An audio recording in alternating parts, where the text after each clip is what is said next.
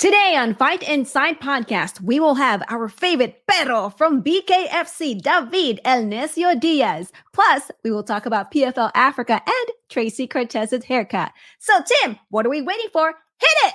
My eyelash fell out. All right. Ladies and gentlemen, welcome to the Fight Inside Podcast. Our theme song has never represented a guest so well, Raine. I'm very excited for this one. Our guest is a bare knuckle fighter out of South Central Los Angeles who oozes style. He put on a performance of the night at Knucklemania 4 in his crazy bout that went the distance, but ended in a draw. We talked about him when we had David Feldman on the podcast the week after, and I said that this guy was the guy that stole the show. Then just last week, some weird news broke that we're going to talk to him about today. It appears that his opponent tested positive for a banned substance. The draw may be changed to a no contest. I don't really understand what's going on. There's a lot to say. Our guest wants to talk about it. So, Raine, let's bring this guy in. Please welcome David El Necio Diaz! What's up, perros? How are we doing, guys? Thank you for having me. Thank you for coming. How are you? I'm doing great, man. It's been a little bit of a roller coaster up and down after the fight. Yeah. But as of now, I'm finally resetted and I'm just ready to get back in there soon. Dude, I'm so happy. I'm so excited you're here. Now, I'm going to be straight with you. We were expecting you a few weeks ago. Yes. Showed on us. And then here's what happened. Raine over here, she lives in California. She said she was going to hunt you down in South Central LA. Is it that you were scared that Raine was going to find you? Is that why you're here? There was word on the street.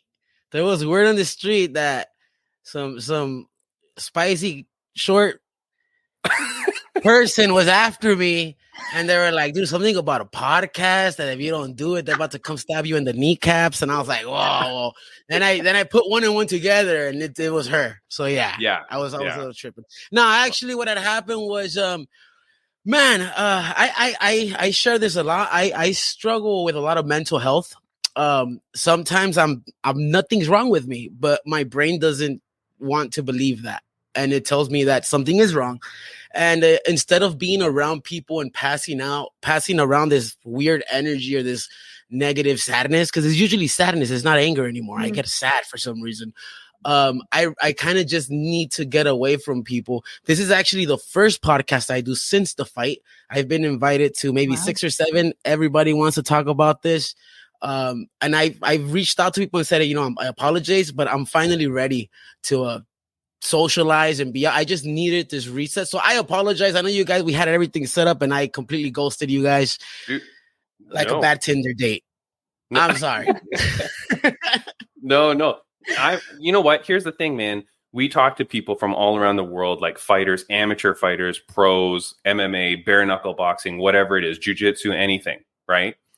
And the one thing that we love is that we talk to people and that we find out like really who they are. Like, I don't want to ask you the lame, stupid questions that everybody else asks. We want to ask different things. We want to get to know you. But that is something about you. That is something that I notice on your Instagram that you're very real, that you're very open with your emotions and your feelings. And I appreciate that you're talking about it, because a lot of people, especially men, they go through shit and they don't know how to deal with it. Well, that's the reason why I do it. I attempted to commit suicide 3 times in my early 20s, pretty much within a few months. And looking back at it, I didn't have nobody to talk to, not my brother, but I was never that comfort, or there wasn't no role models or nobody on TV that was talking about mental health. It was either man the fuck up, it was never go ahead and cry, homie. Like that was never in Mexican culture. There's a lot of that machismo too. Mm-hmm. And I'm just trying to break that. I always say I don't want to be famous. I don't want to be a fucking celebrity. I want to be a role model. If that's just for one person, in South Central LA, they keep telling me, when are you leaving the hood? When are you going to leave the hood? And I keep telling people, I am not going to leave. I want to make it better. I don't want to leave it and go somewhere better. I want, even if it's just one block, even if it's just one kid, if I could get one kid out of the streets or motivate somebody to chase their dream, just one fucking person, I'm happy, man. Yeah, that's awesome, dude. And I'm very happy, man. And look, all I know is that, in all honesty, I watch a lot of bare knuckle, and I've probably seen you before, but boy, oh boy, Knuckle Mania 4, god damn, you stole the show, man. Like, I was like, who the crap is this guy? Like, your walkout, you talk about the machismo, like you're oozing machismo on that walkout. Yeah, that was confidence. Well, that's healthy machismo. That's more like a cock dance, you know, like a rooster about to fucking fight, flapping his wings, showing the chickens like, hey, I'm single, I'm here. What's up? Look at my gold feathers. Look at this beak. You know, that's what I walk out with. I tell people, since the first interview I did, I told people, when they give me a chance in this org, every fight is going to be fight of the night, fight of the year, knockout of the night. Since I started, every fight has been fight of the night. 2 fights have been fight of the year nominees. And this one might be another fight of the year nominee. Now, I tell people I'm not part of the show. I am the fucking show. This is a Necio show. Everybody is just the fucking guest. This is my night. This is my reward. This is my bonus. I don't like to talk shit, but I like to talk facts. And I'm going to keep it real. When I fight in there, I am playing to the crowd. I want to be remembered as one of the most entertaining fighters who ever stepped in there. Win, draw, or lose. Even if I get knocked out, it better be the best knockout you've ever seen. I better land upside down. Oh, hold on. He's glitched out? I think so. Oh, okay. What okay, a good face frame, though, by the way. Oh, here you go. There you go. You're back. What happened? You're back. Here you go. Hello? You got us? Hello? Can you hear us? Hello? I hear. Okay, there. We're back. Yeah, all right. There we go. You were saying you better be, even in the knockout, if you get knocked out, you're saying you want to be like a spectacular knockout. I want to get knocked out spectacular. I want people to be like, damn, even when he gets knocked out, it's badass. Like, you know, I don't mind it, man. I don't mind. I always say a joke. Nothing's ever going to hurt me as much as my ex-girlfriends. But like, this pain goes away within a week. The other shit is trauma, you know? That shit stays with you, man. It fucks you up. But a scar, a bloody knuckle, a busted tooth, I could get that fixed anytime, anywhere. The other stuff requires long years and therapy. Yeah. You know, David, you're a star. The performances that you put on, the character that you are, the personality that you are, how has Bare Knuckle been reacting to you? I mean, they have to be extremely happy because they're looking for personalities to steal the show as well. They've been honoring you with the performance of the nights and the performance of the year, or the fight of the year awards and nominations. So they have to know, right? Do you get that feeling from them? Look, man, it's a love and hate thing because I don't fucking get it either. Like, I know David Feldman loves me. He sees me, but he's not the matchmaker. He's not the guy that's running the page. I don't know if someone Bare Knuckle app has it out for me, doesn't like me, or what the fuck is it? Do you want to know how many, like, after the fight, you want to know how many times the next, like, the week after, how many times they showed the highlight of Fight of the Night? How many times they showed me? You want to know how many? None. They showed Perro Orgullo. They showed everybody's entrance. They showed everything on the highlight video, like a little clip of the knuckle. I wasn't on it. Yet I got Fight of the Night 4 times in a row. I fucking have more views than most of their champions. I got more followers than most of their champions. I get less shared by most of their champions, and I don't pay for followers. My shit's organic. So my question for BKFC is the same. What's going on? Because when I fight, I sold the most tickets at the fucking arena. The arena was for me. People stopped watching the 2 co-main events after I came out to the crowd. Literally got swarmed. I had to get escorted 3 times by security because I couldn't walk. They were literally rushing me. I was like, holy shit. I got to escort 3 times. And even then, I didn't get no love from the BKFC app. They don't push me. I don't know why. You know, I keep asking myself, I message David Feldman a lot of times, what's going on here? And, I don't know, man. It's not me. I love fighting for bare knuckle FC. I get offers from all over, and I'm a fucking loyal fighter. I'm a loyal person. I want to make my mark here, but it's getting a little hard when you're not getting love from the people you're giving all the love to. You know, it's funny that you say this. I didn't notice that you didn't have videos on the BKFC page because there's some, but there's not almost none. Like even if I win, right, you know, yeah. But I'm looking at your page, right, and you're putting out highlights, and you're doing your job to promote yourself. And like you said, and I do want to shout it out. My system is acting glitchy here, so I can't put it right on the screen. But it's at, if you're listening on audio only, it's at l.necio.diaz, el.necio.diaz. That is where you can find this man. But dude, you've got 123,000 followers. That's crazy. A lot. Your videos and stuff like that, they pop a lot. Like you get a lot of engagement. Like the people do love you. I wonder, and I'm just saying this because I had Bobby Green on the podcast last year, King Green now, as he is legally named, right? Crazy. That's crazy. It was so funny. I like that. But I think it's just King. I don't know why people are saying King Green. I think it's just King, like Prince or Madonna, right? Wait, like he doesn't have a last name anymore? Yeah, I think it's like a one name thing. I think it's King. Oh, really? I'm gonna just change everything to Perro. Yeah, do it, dude. Then I could be Perro Necio. Yeah, there you go. We'll clean that up too for the guests as well. The nickname that you have, we introduce you as El Perro Necio, but you're saying it is not El Perro Necio. It is just. I go by El Necio, but a lot of people call me El Perro Necio. I mean, like I said, they're both cool, man. But originally on my shorts, on my Instagram, what my mom called me was Necio.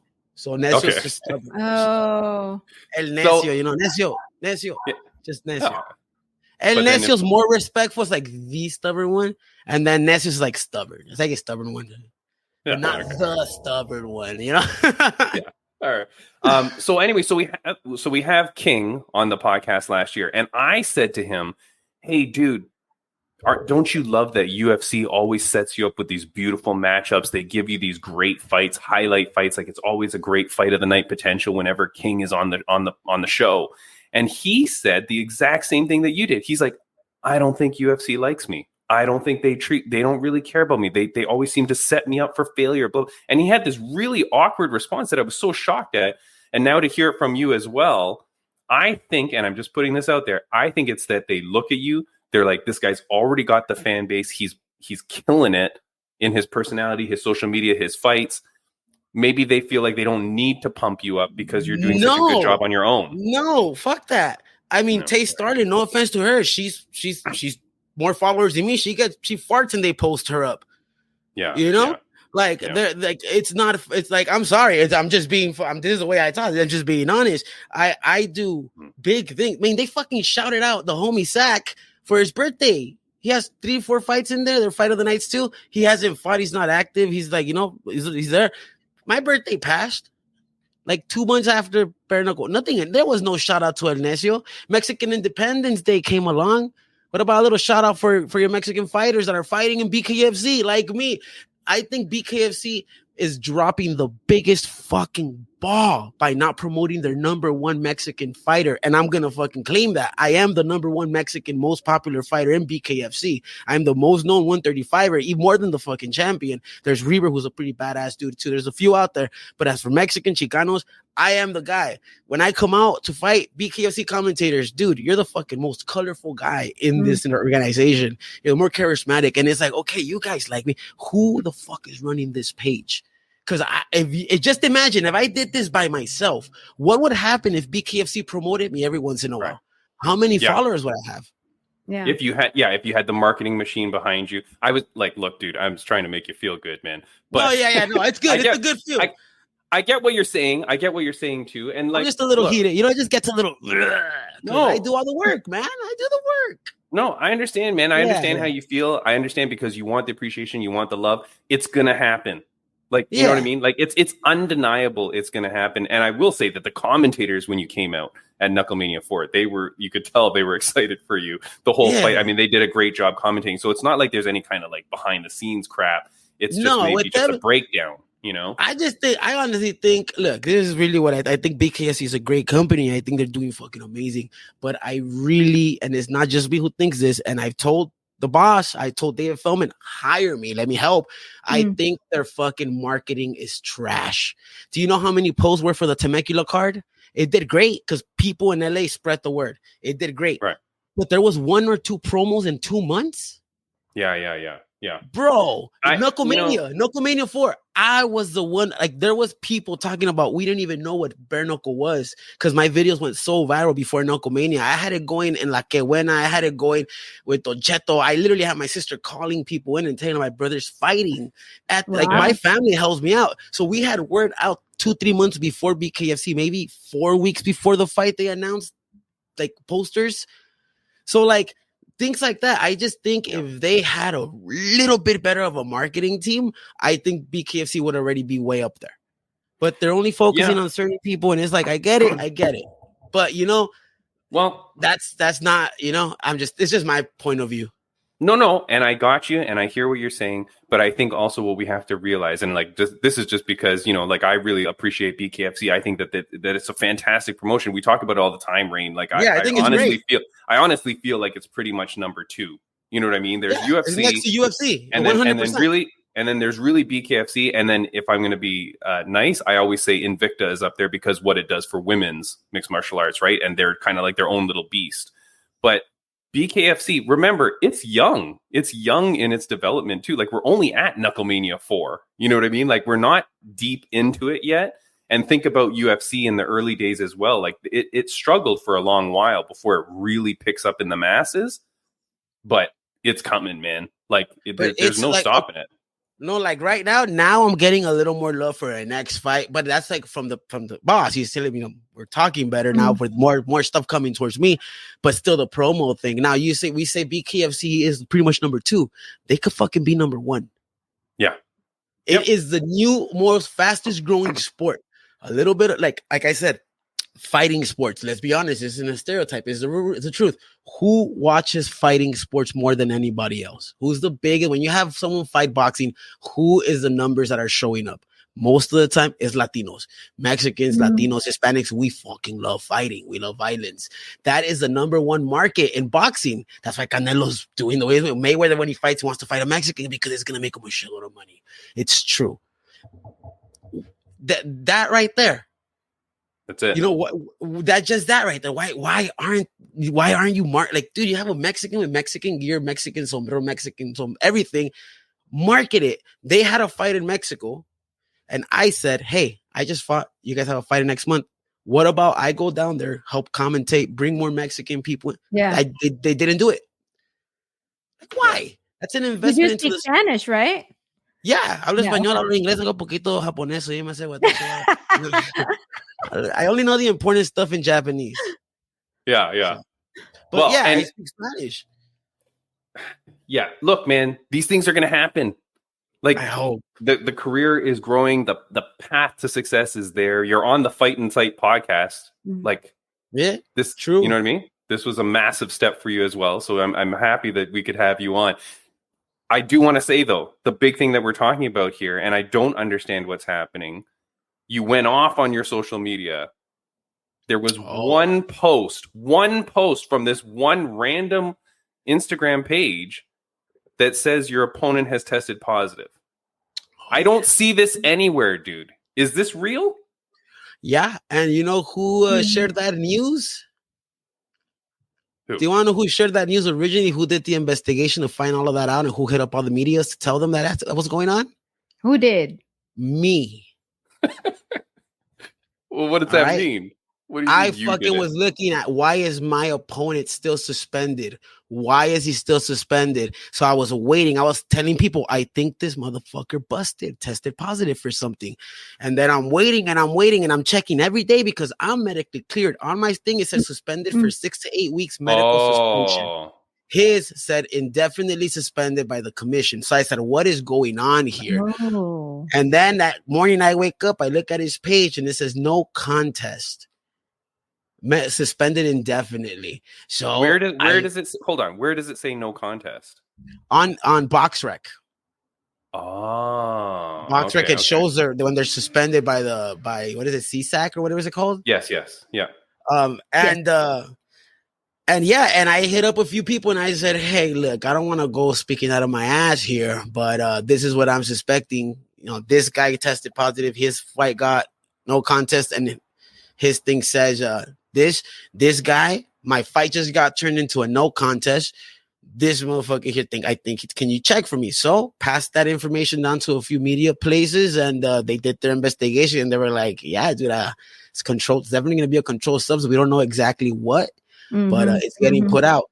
The guy shut off his comments. Everybody of the people that were talking shit on his page to me, they're all quiet. Nobody's coming around. You know, even I don't want to bring this up, but even his father was talking shit to me, and I had to talk to him like, hey man, look, I don't want my 123,000 people to go to your page and attack you. You're his father, and there's emotions involved, but please stay out of it. He messaged me and he apologized. He was like, you know what? Emotions got out of the way. I'm like, look, dude, I just don't want people coming after you. You're an elderly man. I have a father. I know how emotional, but leave this between us. We fought. The fight is over. This is when he was negative, you know? Now that I know he's positive, I'm pissed off, dude, because this takes away a fight of the year potential for me. Well, wait, why would that take away? Oh, it would take away fight of the year because they wouldn't want to honor him. Yeah. And it's a no contest. So, I mean, it kind of takes it away. If it just takes it away. That's really big for me, man. Every fight I wanted to count. And now the fight is erased from my record as if it never happened. As in I never fought in Knucklemania. That hurts, man. I made history that night. I'm the first Chicano out of South Central LA fighting the first legal bare knuckle fight, the first fight of the night. That's history in California. That's bare knuckle history, fight history here for us. And it's getting taken away. It's tainted. I mean, it could be looked bad as Diaz won this fight and he beat someone with steroids, making me look better. But I mean, it brings a bad image to the sport when you highlight something like that, you know? Yeah. And I mean, first of all, it's crazy that you're the guy that did the investigation to figure that out. Oh yeah. And I get what you're saying. Because people don't understand, right? Like on this podcast, we did an episode all about the concussion protocols with the UFC and how like it details like how you have to have that time off. So like what you're talking about is, so after the fight, you're suspended for whatever period of time, right? Because of the cuts and the hits and stuff like that. But then you see your opponent and you see that his is lasting way longer. And it's like, well, wait a second, why would it be longer? So I'm very impressed that you did that investigation. I was checking every day looking at his profile. I was making sure if I see a no contest, you tested positive. And when the day that it went no contest, I fucking snapped, man. I snapped. So here's the thing though. Does that mean anything financially for you though? Because like if someone misses weight, you get like 30% of their purse or blah, blah, blah. If someone tests positive after a fight, is there any kind of compensation? I saw that online you were calling for the guy to give back his bonus. Which he's not like either. If he was an honorable dude, which he could say, you know what? The best thing he could do is say, I fucked up. I didn't know they tested. It's not gonna happen again. I'm still. Let's run a rematch here, dude. I don't feel like I fucked up. Let me give you those $2,500 small ass bonus back to you because I don't deserve it. I would forgive him and give him a rematch. But he hasn't even fucking reached out. He's still posting up highlights like if he won. Like he's literally clipping 1 millisecond highlights of every punch he landed. And it's like, dude, you got mopped the fuck up. You got dragged by a midget. You got dragged all over the ring with a fucking fat gut. You got dragged and you were on juice. Like, imagine if I was on juice. If I'm this killer naturally, I run off of the only juice in my system is horchata. The only sauce in my veins is salsa verde. Like, that's all that runs through me. That's spice enough. Imagine if I would be a fucking I'd be an animal. But what if he wasn't on that? If he did that bad on shit? Could you imagine what would have happened to him if he wasn't on it? Well, that's the thing. First of all, he didn't do bad. You just did better. And just for the legality sake of this, like, we don't know whether he's fighting it, whether there's a false positive or whatever. But no, all we know. I mean, when you mute all your comments and you block people for telling you stuff, that's 100% guilty, bro. If someone is telling me you're on steroids, I would immediately go like, show me the fucking proof. What are you talking about? Nope. The commission took him off. He had the time, just like Lorenzo had. They gave him a time to appeal it. He had that time too. He didn't appeal it. Okay. Yeah. Okay. Yeah. So now we're here. His teammates, his team that like worked with him, completely disowned him, deleted every post with him because they don't want to associate with him. Does that look like someone innocent to you? Yeah. Yeah. I'm not going for his team. I'm not going for his team because I don't want his team to get hurt. I don't want the gym he trains at to get hurt. I don't want nobody to lose clients or personal because that's what we live off of. But he does not fucking deserve it, and he's gonna get it from me. I don't care about his other team. He could have killed me in there. We could have died. I could have lost an eye, bro. And I went in there with fucking gut. I went in there with fucking looking fat, looking the way I did, and I still did the way. And he's 30 years old. He doesn't need that shit. Right. He's fucking 30, bro. I'm 35. Yeah. If anything, I need the testosterone. Yeah. If Which I don't. Which I don't. Trust me, I don't. Yeah. Now I do want to say one of the guys that's on his team that you're talking about, it's Bryce Hall, right? The influencer. Fuck that guy too. Where you at, Bryce Hall? Yeah, you're next, bitch. At 155. Make 155 and you're next. You could be juiced up as much as you want to. I'll fuck you up at 155. I hope you see this. I'll clip this and I'll send it to your bitch ass. You're next. You and your whole fucking influencer team is next. I'm coming for all of you little bitches. Take all the juice you want. Sorry, go ahead.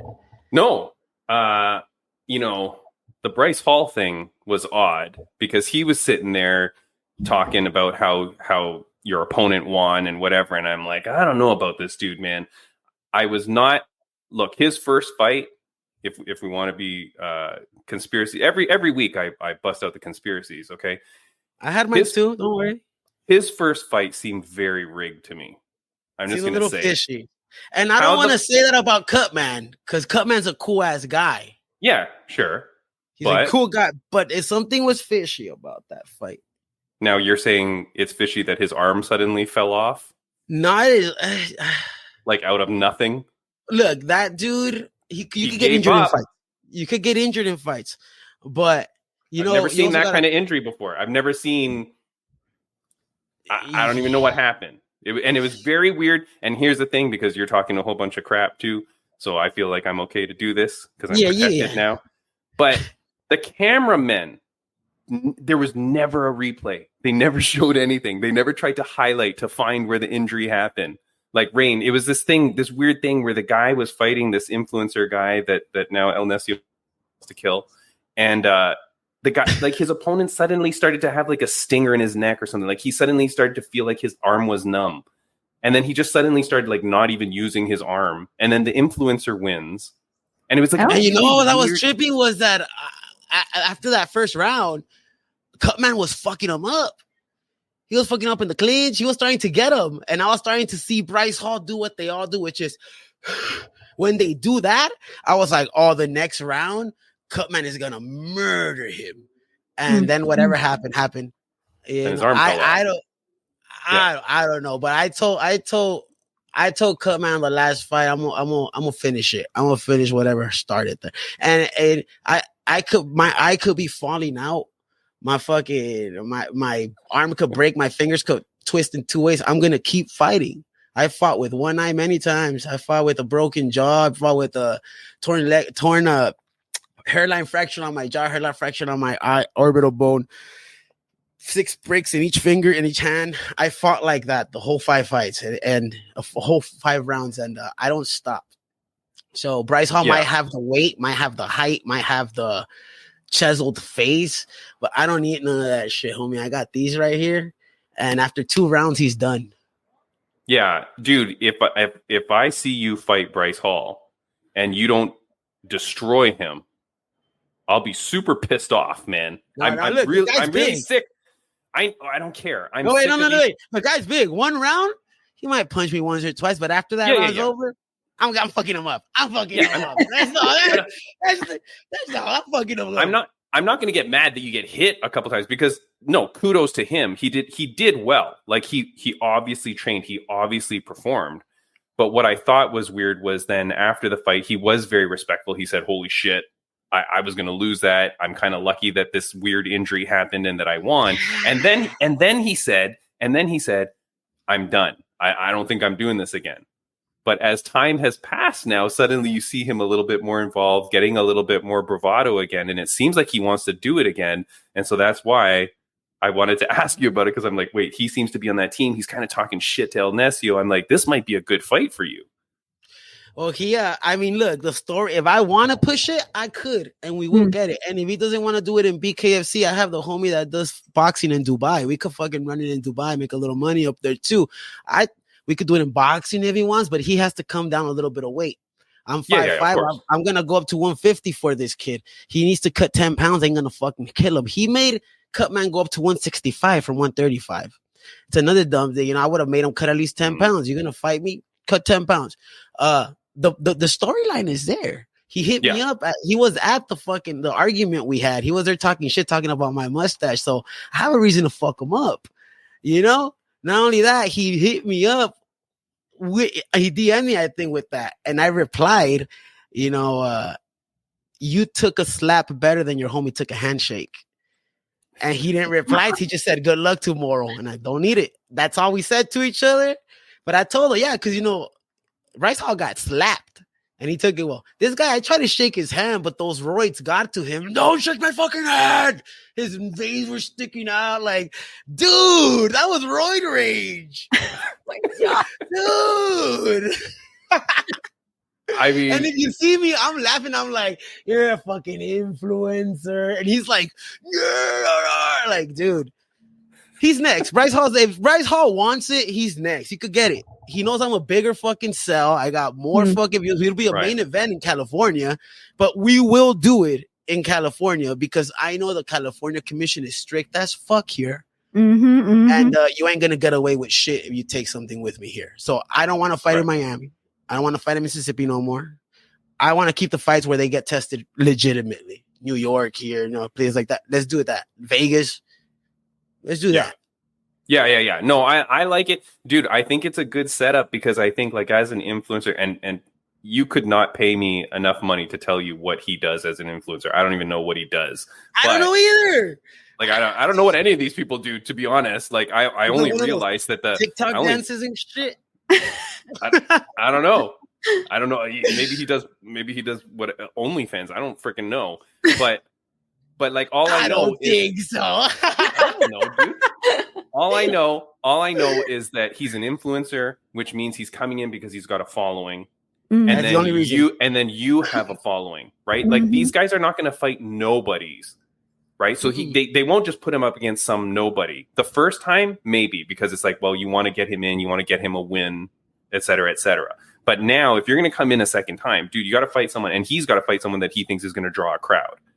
And that would be you. And that would be you. The drama behind the last fight is like he could redeem his homie. There's a storyline there, and we don't even have to make one up. It's actually there. We're connected one way or another. He already talked shit to me. I have that video. We were talking shit at the weigh-ins before. He's right there talking shit, talking about I'm an idiot. So I just didn't focus on him because you're not getting my energy, homie. This guy in front of me is getting fucked up first. And after I take care of this and throw out the trash, I'll come back for you, give us some crumbles. Because that guy, he's fucking scared, dude. You see that fight with me, you see me get punched right in the fucking jaw and the nose, and I just look at him and go, I'm not the same. They're not like us. We're not the same. I could tell you I'm a different fucking animal. I get punched and I like it. It turns me on. I'm fucking different. I'm different. Dude, I love it, man. I love it. I love the story. I love the fight. I love that we have you to be able to talk to, dude.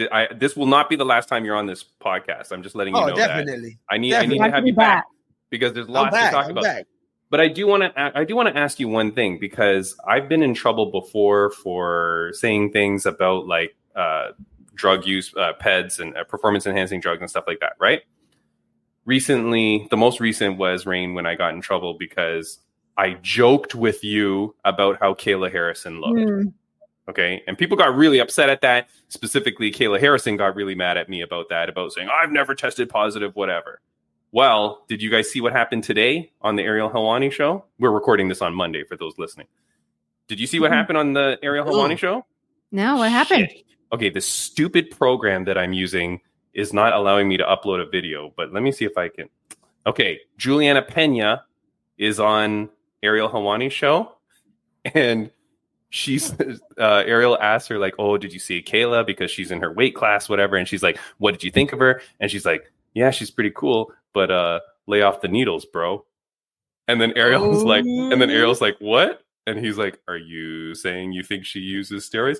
She's like, yeah, like 100%. And she goes off on it. And she like just lays out going, maybe she's not doing it now, but she did it. She's been doing it for sure. She goes, and when I trained at blah, blah, blah at this gym, all the girls were doing it and these people are doing it. And I'm like, shit, man, because online, El Necio, I'll tell you, there's a big divide. There's a bunch of people that believe 99% are clean. And then there's another weird camp that thinks 99% is using something. Here you are. You're a clean guy. I know you're clean. But now you've just fought this guy who possibly was dirty. What do you think? Do you think that the majority of people... I'll put a photo here of there's Julianna there today on the Ariel Helwani show. I put a poll up right away for our Instagram. Is freaking down even. Nobody says 0%, but in terms of like how many people do you think are on stuff? It was like 35%, 35%, 30% for 25%, 50%, or 50% or more. El Necio, it's a very weird thing, but like, what do you think? How clean is combat sports? I to quote the great Nate Diaz, all these motherfuckers on steroids. Everyone's on fucking steroids, man. I don't know. Yeah. I'm not gonna say everyone, but I mean, you look at some of these people. They were 150, fucking 5 years ago, 4 years ago. Now they're 250, and like Reem. I got to stroll over him, and you're like, he's not. I'm not gonna say names, but it's like, come on, dog. Right. Like, believe it or not, you see this little gut right here? This is coming over to the video, people, if you want to see some nudity. Male body at the age of 35, natural, like it or not, ladies. Eat your heart out. This is the reality. No filter, just good old love. This is the reality. I train 4 to 6 hours a day. I eat healthy. I do good. But those 6-packs you guys see on Instagram, either genetics or they're like 100 pounds, people. Don't burn yourselves out for these people. Not everyone that you see online. Some of us, we look great when we cut weight. We look great because we're cutting weight. Man, I look like a freaking Ken doll when I cut weight. But the next day I put on 25 pounds and I look like Chonchis again. You know, I look like my dog, like a little Frenchie. I can't say everyone. I know really good people that don't. You could tell, but there's some people you could just smell it off of them. You know, you look at them and you go, bro. Yeah, you know, so that's tough, man. That's tough. I mean, Raine, we'll talk about it after as well, but like, it is weird, man. And I'll tell you, when I was running that poll, El Necio, people were more picking like the first two, like up to like 15% or 50%. The people that were voting for the over 50% were professional fighters. And because I'm watching the votes come in, I'm like, these fuckers, like, it's like UFC fighters and like PFL fighters and whatever who are voting on my poll. It's pros gonna be either that we're saying it or we fought someone on it. We've either seen it or we fought someone on it. And what sucks is that a few people could paint a really bad picture on everyone.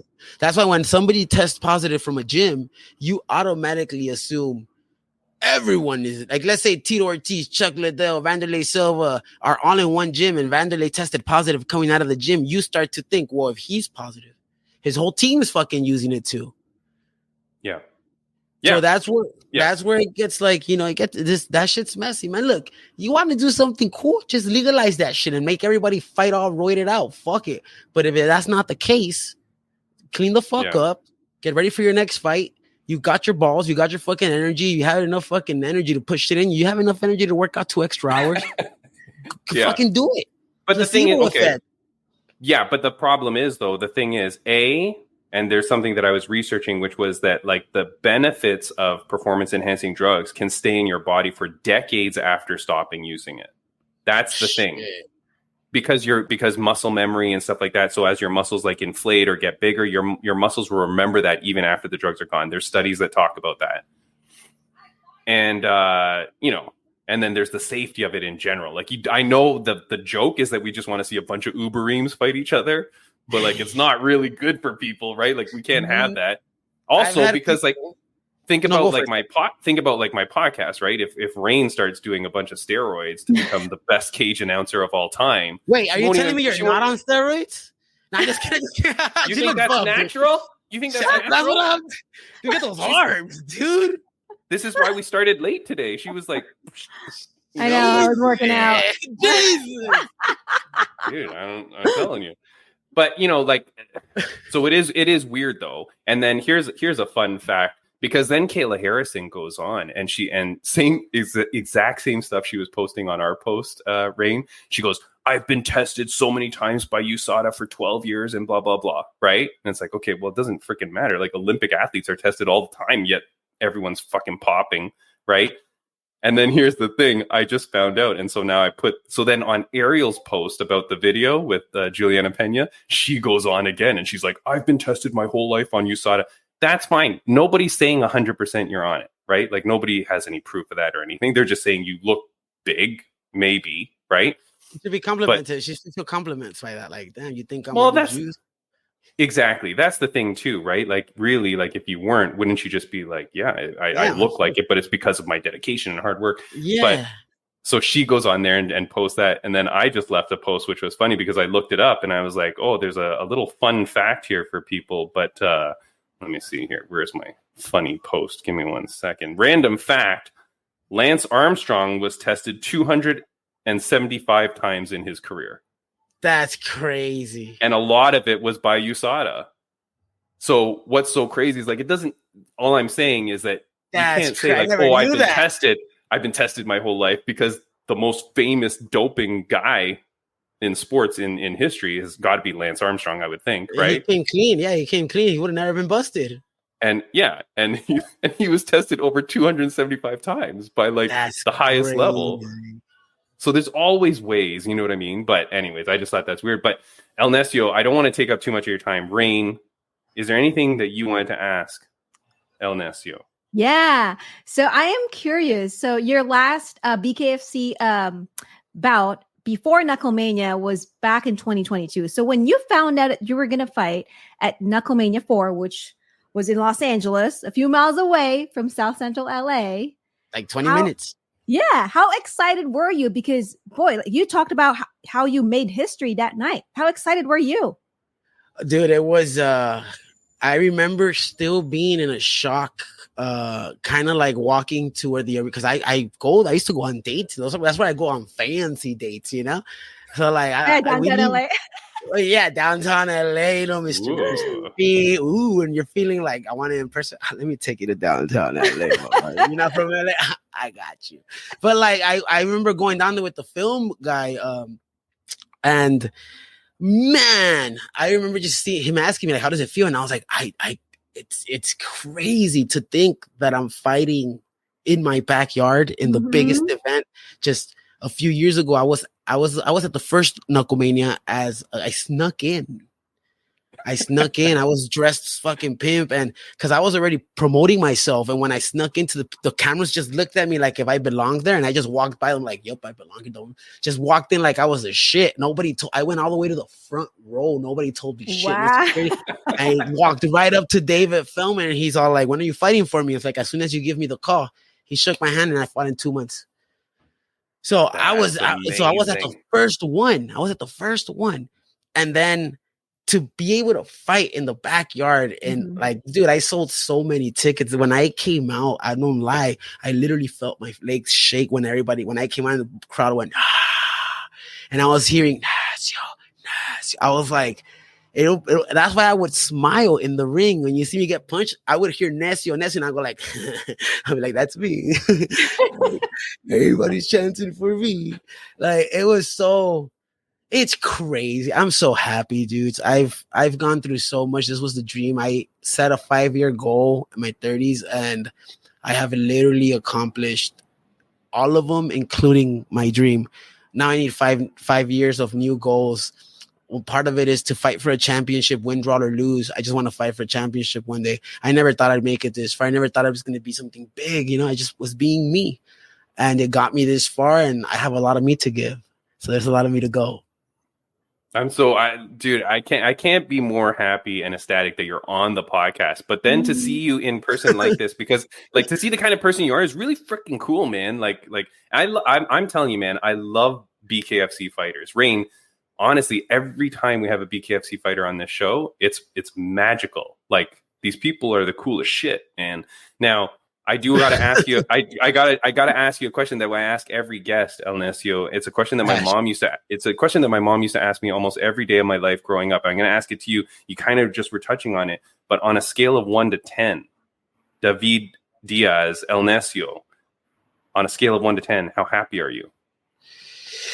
Oh man, if you would have asked me this a few months ago, it would have been very tough to answer. But right now, my mom's heart is good. We got to clear on that. She just did surgery yesterday for her spine, so she's just got at home. This trip for Japan literally got planned 2 weeks ago. I announced that I wanted to go to Japan. I'll do some modeling. Who was interested? And within 2 weeks, this got booked. And today I landed 4 sponsors, pretty much paying for the whole trip. I am at a fucking 9. I'm gonna say 9 because I know I could be happier. Nice, man. And to know where you've come from. And some of the struggles that you kind of alluded to earlier in the podcast, so you're talking about that. I'm so happy to hear that for you, man.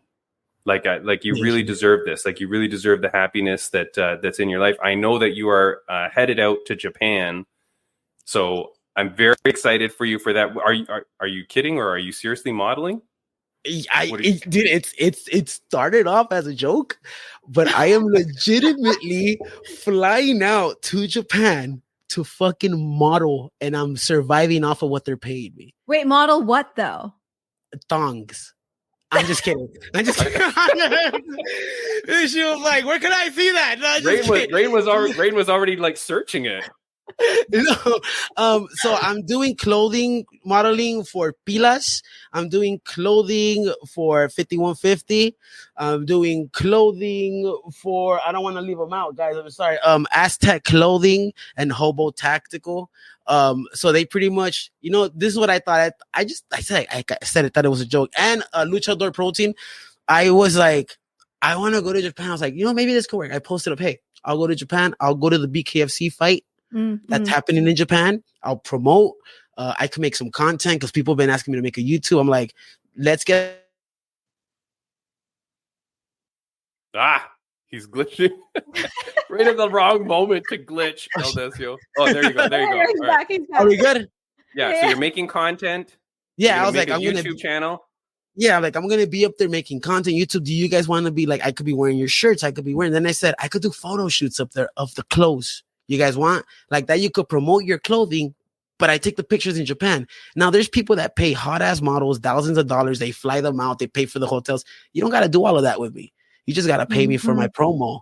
So, $2 to $5 to $1,000, $250 to $1,000 gets you a photo shoot in Japan, gets you a little fucking gift, gets you shouted out, collaborations. If models could do it, why the fuck can't I? And I did. After this trip, I'm officially a model, dude. Let's go.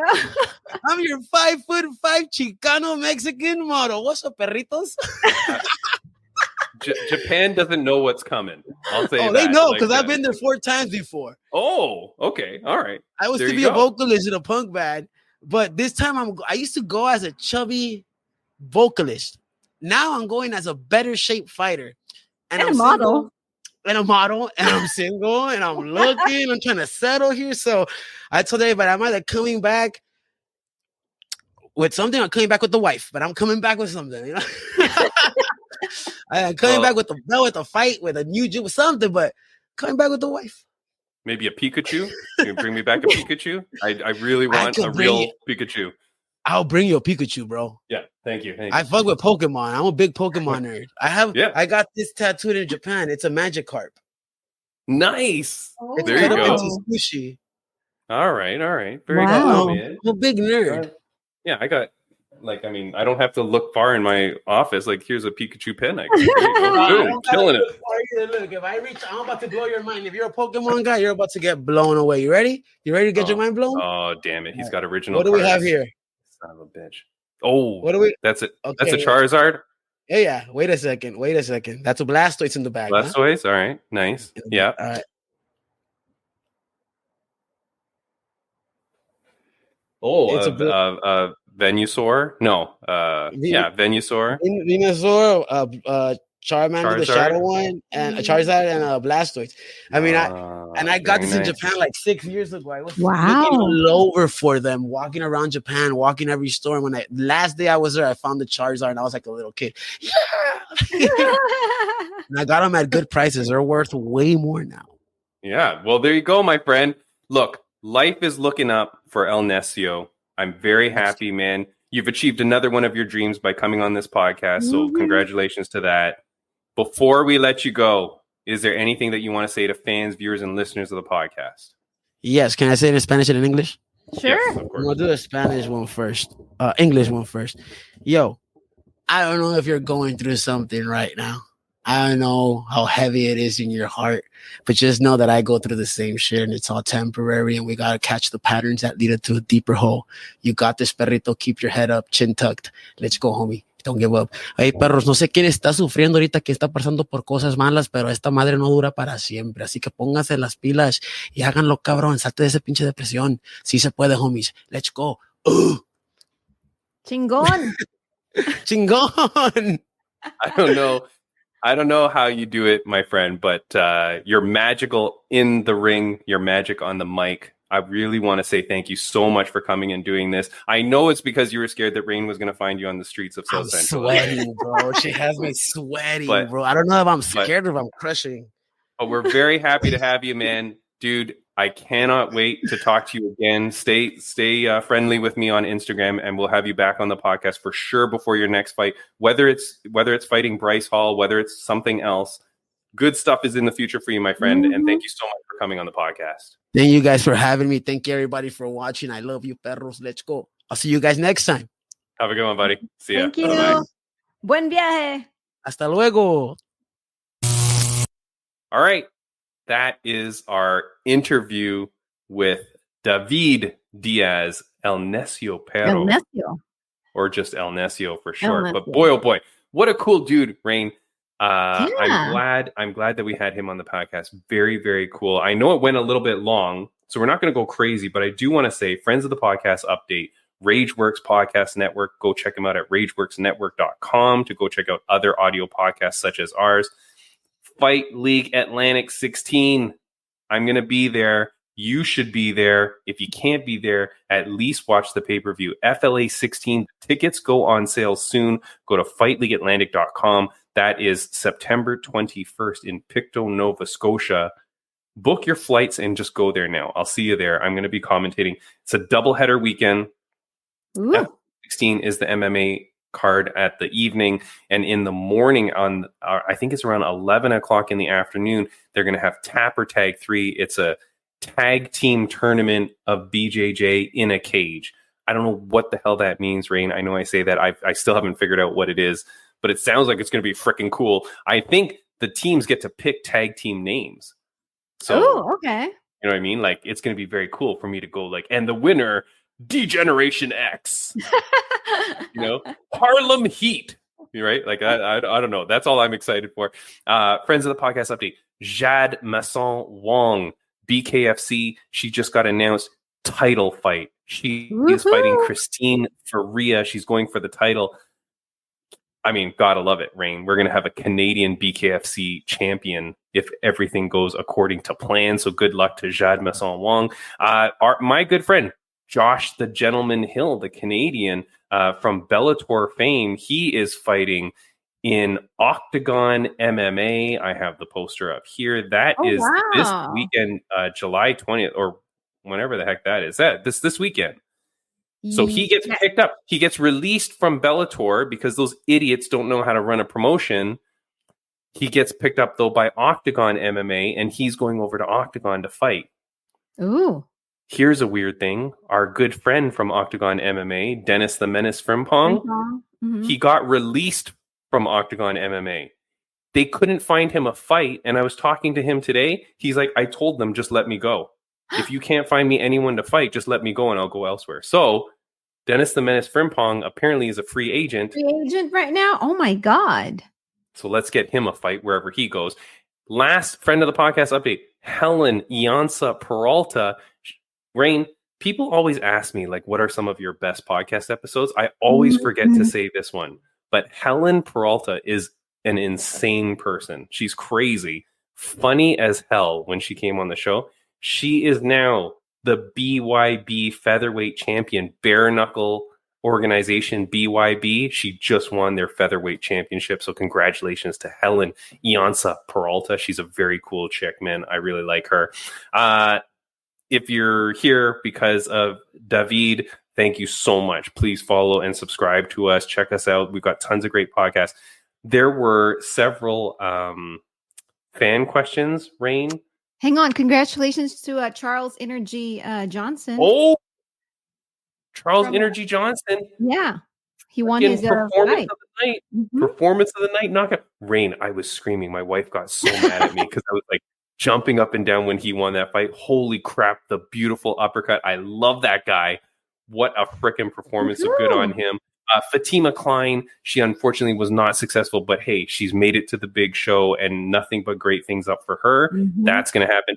And then a very weird stoppage with Cody Brundage. Cody. Yeah, Cody Brundage, yeah. Cody Brundage. Why does that sound weird in my head when I said it? But Cody Brundage, very weird stoppage on his fight. Good luck to him, though, and I hope that everything's okay, and I hope that he gets another fight soon. But there were also, I do want to say, I apologize. There were people that had written in several questions for David, but our interview just took off. Really good, yeah. The conversation was good. I couldn't bring these things in, but they had asked a few questions, and I apologize, guys. But next time we have him on, I will get to these questions. I'm going to save them, and I've got them here. So thank you so much. He's definitely going to come back. He's definitely going to come back. Yeah, he's going to come back, or I send you off to hunt him again on the streets. Okay.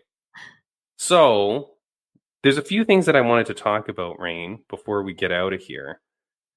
Fake eyelashes. Are you allowed to wear fake eyelashes in the cage?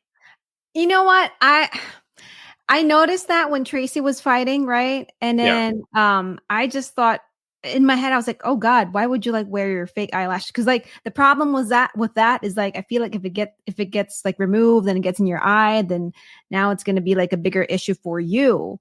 So I feel like you can save that for, non-fighting days, I mean, Julianna Peña on the Ariel Helwani show also talked about the eyelashes. Like, I wish Julianna would just come on this podcast. Hi, Julianna, call us. Yeah, can you go reach out? I can't get a hold of her. I even know a guy that goes to my gym. He is good friends with her ex-boyfriend. He even reached out through her ex-boyfriend to see if we could get her, and we couldn't. I mean, that's probably not the best way. But I feel like we would do really good because, I mean, the way Julianna was talking about the Kayla Harrison thing was freaking hilarious. And it was great because now it's just spurned that whole conversation, right? About usage and whatever, like how clean is the sport? I mean, David thinks it's pretty rampant. Julianna was saying everybody's on something. So it is very strange, right? Because other people, like people were screaming at me for even insinuating the Kayla thing. But yet now Julianna's out there saying it. And again, now the whole argument comes up again, right? But anyway, she was talking about the eyelashes too and saying like that you really shouldn't do it because, I mean, the danger of it, like getting poked in your eye or something like that. Yeah. Because like for me, honestly, when I wear those eyelashes, when I do my shows, it's like sometimes, it kind of like moves around, right? If I don't put it on like the right way. And then I feel like it's blocking my view. And then now all I could think about is like, I can't see well because this thing is like right in front of my eye. Yeah, right. So, I mean, if you're a fighter, maybe that's it. I did reach out to Katniss. I reached out to Katniss to ask her because I know one time she had her eyelashes like got ripped out or something, like something bad happened. And so she had to wear fake eyelashes a lot. And so I reached out to her and I said, hey, Katniss, do you wear fake eyelashes in the cage? And she goes, I never fight without my fake eyelashes. So, I mean, it's a girl thing, I guess, but it was just funny that she gets her freaking eyelashes smashed out of her face by Rose. Yeah. But here's the thing that I wanted to talk about. And again, because the stupid program that I'm using, my videos won't load. But she weighed in. Did you see when Tracy Cortez weighed in? Mm-hmm. Mm-hmm. Okay. So very interesting. How she cut her hair. Here, let me do it. I'm just kidding. Yeah. No. So it's not even about that. So what happens is Tracy Cortez has to make 125. Mm-hmm. So 126, you have the 1 pound allowance. She weighs in at 126 and a half. So she has to cut an extra half pound. Instead of cutting, she literally cuts and just cuts her hair off. So right away, Raine, I'm like, well, don't bet on Tracy Cortez, because why wouldn't you go to try to like recut that last half pound? It's weird to me. And then she was like kind of like crying because obviously like that's your hair and that's it, you know? So it seemed weird that she just cut it off. Anyways, forget about that. Here's, I need to put this banner up because I feel like every week I'm doing this, but here's Timmy B's Conspiracy of the Week, Raine. This should be a segment, by the way. This should be a segment because every week, and I've got 2 this week. For this segment. Yeah. I'm Timmy kicking B's it off. Conspiracy of the Week, sponsored by. So here's the thing, and I have the video, but freaking, I'll put it up maybe if I'll make a reel about this. She goes to weigh in. The guy's weighing her in, like they put her in the booth or whatever. And he goes, and he's touching it, and he goes, 126.5. This is after she's cut her hair off.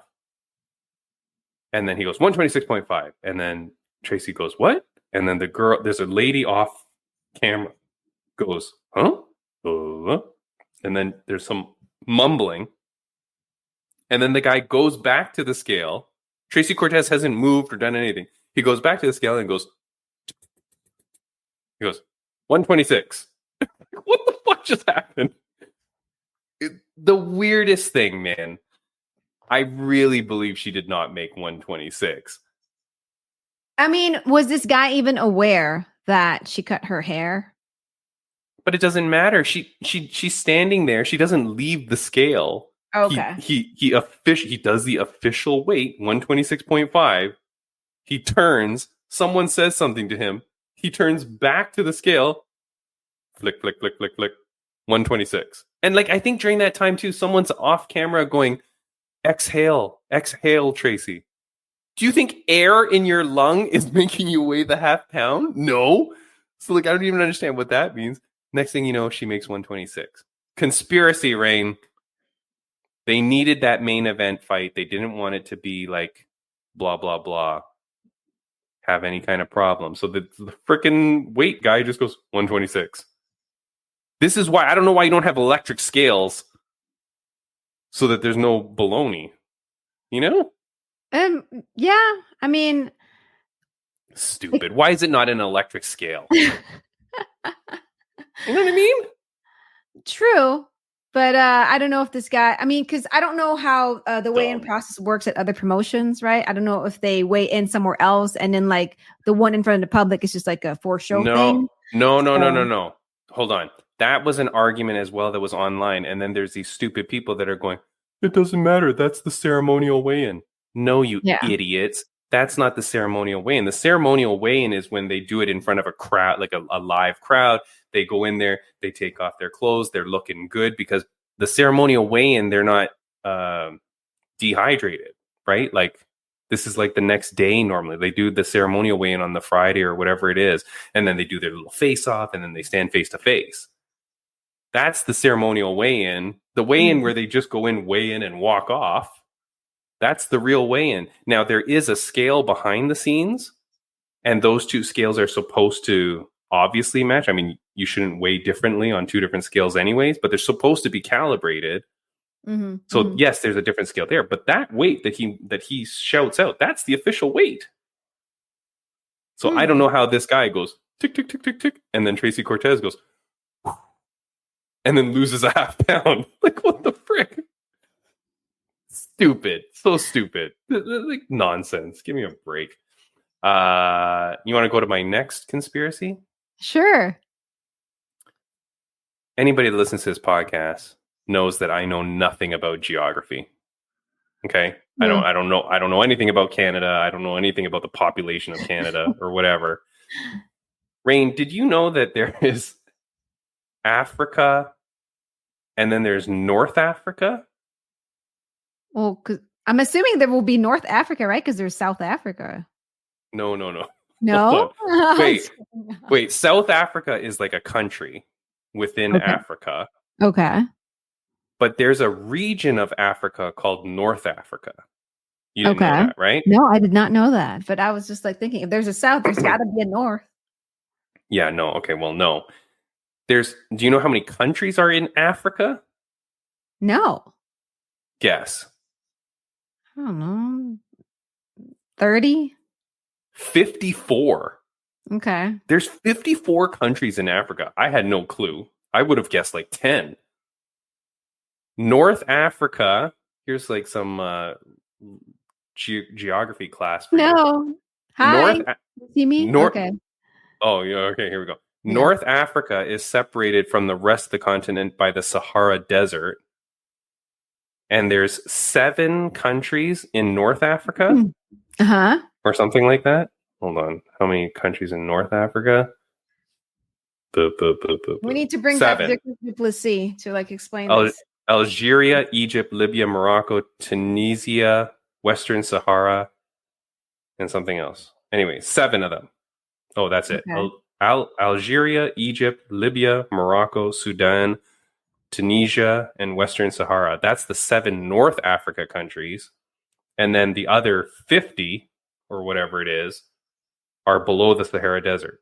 Okay?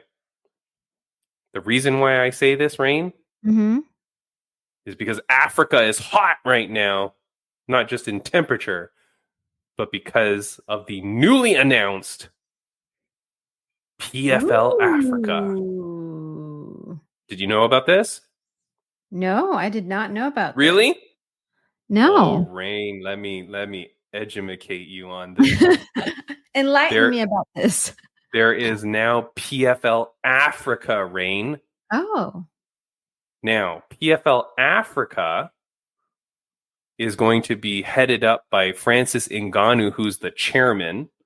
And of course, Francis Ngannou previously signed with PFL. Timmy B has told you he's never going to fight for PFL. They're never going to pay him money. They're never going to pay Francis $8 million to fight in PFL. Who the hell is he going to fight? They announced PFL Africa, Raine, for African fighters. First conspiracy is that apparently, and who freaking knew this, there's something called PFL MENA or MENA, which who knew about this? There's PFL Europe, like I think we kind of knew that, but apparently there's PFL MENA, which started in 2024, and it's for fighters in the Middle East and North Africa. Oh. Okay. So who the hell knew that? I didn't know that. Unless that's some sort of like a regional, like, it only broadcasts like, in certain areas. No, right? No. It broadcasts. No, because we can get PFL Europe. Okay. And I think this PFL, anyways, God knows, Raine. All I know is that PFL is going bankrupt, but this is how they're slowly bankrupting themselves. Because you're wearing yourself too thin. So anyways, they've got this PFL MENA, which nobody knows about. Now they're creating PFL Africa. Now I assume PFL Africa is not for North Africa. It's just for the other countries. Raine, this is so nonsense. No offense, but is PFL Africa going to succeed? And then I looked up. There's already MMA organizations in Africa. Yes, it's not PFL, so it doesn't have the PFL branding or backing. But it's not like these fighters don't have a place to fight at all. I mean, it gives them another, avenue, right? And at the same time, it's like an American company. So maybe here it might not be like the number one MMA brand, but, whereas like from the perspective of African fighters, it's like, oh God, this PFL, this company from America, they have this organization here, PFL Africa, you know, it might be something good for them. Yeah. I don't know. I just think it's the weirdest friggin' thing. I think this is another thing to just get them some publicity, to get their name in the public. They do. But it's like, but what is this, man? And if you really want it, like if Francis Ngannou really wants to support African fighters, I don't know why then you wouldn't somehow figure out a way to have them compete in like just normal PFL or something. Like, so they're going to run like whatever number of leagues, because the PFL, they're going to do the season and the multiple weight classes. So now you've got to sell this product to the world, because I mean, I'm assuming you can't just sell PFL Africa to Africa. Like you have to make it worldwide for it to be able to make money. Mm-hmm. Mm-hmm. And is this going to work out? Like, where is this going to go? And are these are these fighters as good as other fighters? Apparently the winner of the PFL Africa then gets to move into the regular PFL season out here. And it's like, but then I'm like, dude, just come over and do the regular season. Why would you have to win this stupid tournament? Well, I mean, I feel like it adds to the drama and the competition of it. Right? What happens if the winner from PFL Africa comes over and gets whooped? Well, then, right? Like you don't want that, because that's what's happened when Bellator fought Ryzen or whatever, and then all the Bellator fighters win, and then Ryzen is like, guess we suck. Mm-hmm. I don't know, right? Like it's very detrimental to like your whole organization. Anyways, very, very strange that they're creating this thing. Now, I haven't looked it up, but how many followers do you think PFL Africa has? Well, they just started, right? Yeah. I don't know. Like followers on Instagram, you talking about? Yeah. I mean, it was huge. I know you're saying like you had no clue it was happening. So maybe that's like fine. 2,000 or 3,000 followers. Oh, okay. Well, when it was announced on the day I checked, and they had 1,288 followers, and now like a few days later, 2,351. All right, I'm gonna find them on Instagram right now, and I'll follow them. Go follow them. Oh, 2,352. Thanks, Raine. There you go. No, I mean, and it's so funny because that said, I realize I'm not following them, even though I was like researching it. 2,351. Follow 2,352. Let go. Me. Oh, there it is. I see it, and now it says followed by Ringside Raine. I don't know, Raine. Now, here's something a little bit weird. The DDP drama now has kicked back up, especially with the Africa stuff, with him saying that he's the first true African champion, which he easily clarified meant I was born, raised, and live and still train in Africa. No. I feel like that's very simple, Raine. I don't know why people get offended by that statement. I get why. Like, I understand that there's issues and stuff like that with the history of the country and all that. It's not DDP's fucking fault, man. He's born there. He's born, lived, raised, trains there, still does to this day. He's proudly representing the country. He's very proud, of South Africa. Right. He's proud of being South African. He's proud of where he's from. But now this PFL Africa thing has now spurned up all this. There was that guy at UFC, Abdul Razak, whatever that guy's name is, who started going off on DDP, calling him a bitch and blah, blah, blah. Did you see that stuff? Mm-mm. That guy got really upset. Oh. It took off. And then now there's all these accounts that I follow online that like are drudging this up, and people again are just like going off on it, like getting very upset over the issue and the subject matter and DDP and all that. And I just feel, Raine, we speak to El Necio. The world needs good people, man. The world needs just positivity and love. We can't be dividing like this. You know what I mean? Like, we can't be dividing and getting so entrenched in things like that and hate. And I feel like, although, like I said, I understand that there's issues and I understand all that, but you got to look at what DDP said. And I get they're saying like, oh, but he comes from a different place or something like that. But I don't know. I don't like this. This is why I don't like the DDP fight with Israel, because I feel like this is just going to drudge this up. That Abdul Razak guy, whatever that guy's name is, he was like dredging it up and making it something more. And I just don't like it. And I just think I worry what this is going to do for people and for the culture and blah, blah, blah. Yeah. You know? I don't know. I'm not keen on it. I don't like it. Yeah. Anyways. I also wonder, here's the thing, Raine. I'm going to say it out loud. Right.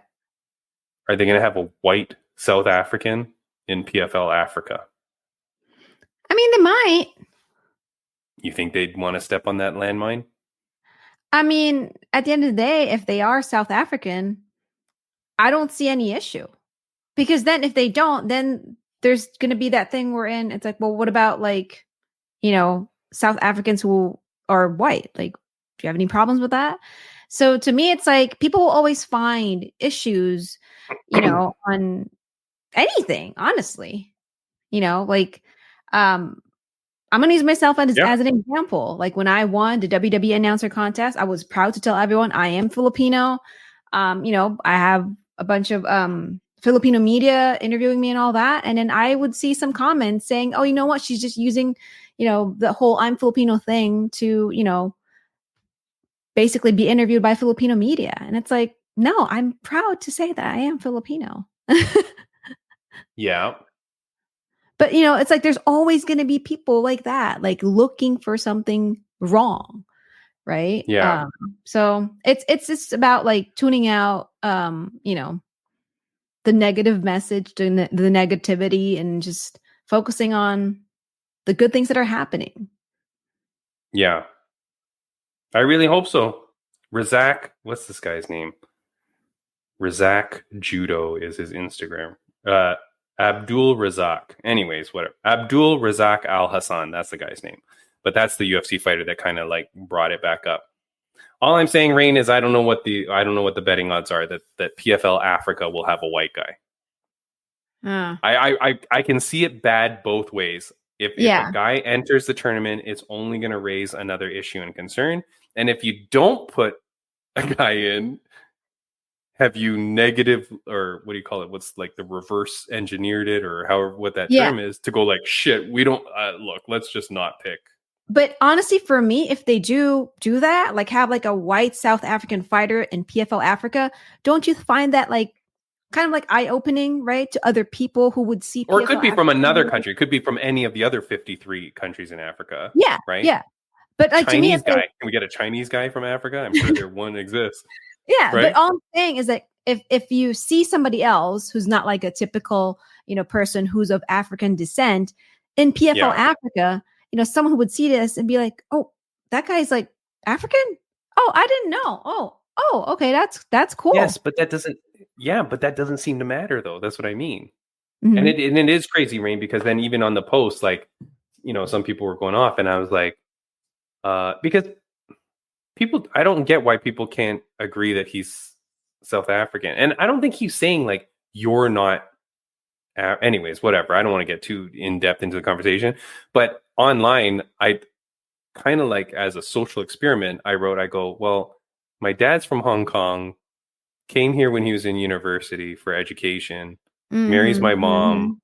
I'm born, raised, and live in Canada, but my dad is from Hong Kong. Am I Canadian?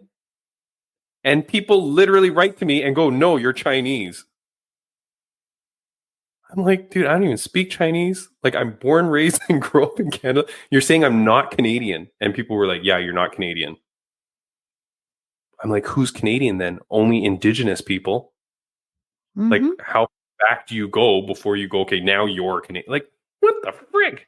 Yeah. It's just like people being... The world is weird.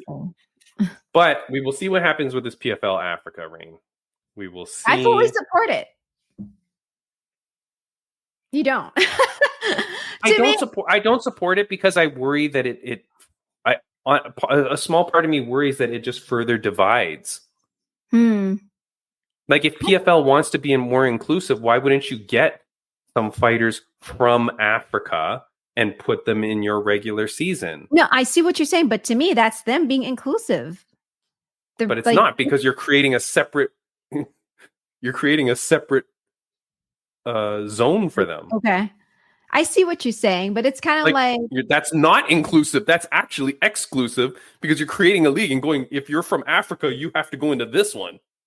no, but if there's like different PFLs, right? There's PFL Africa, PFL Europe, PFL whatever. It's like they're creating these like segments, and then in the end, they all compete like out here in the US for like the main like PFL. It's like the Miss Universe pageant. There's like all those like competitions in the countries, and then in the end, they compete at the Miss Universe pageant. Like that person representing their country goes on to the Miss Universe pageant. I think that's how I see this. I feel like that's the worst analogy ever. I just feel there's no PFL America. Like there's no PFL America leading to the PFL world. Like you've created the best one is America or like North America or whatever you want to call it. But there's people from every fucking country. There's Russians, there's Canadians, Americans, Mexican in the regular one. So now you're taking these smaller places and going, oh, we'll give you your own little league. You can't come join ours. Well, not yet. Not yet. I don't know, Raine. Anyways, they're saying PFL Africa is going to start in 2025. I'm very excited to see this. I know this podcast has gone on so long, so no one's listening to this anymore, Raine.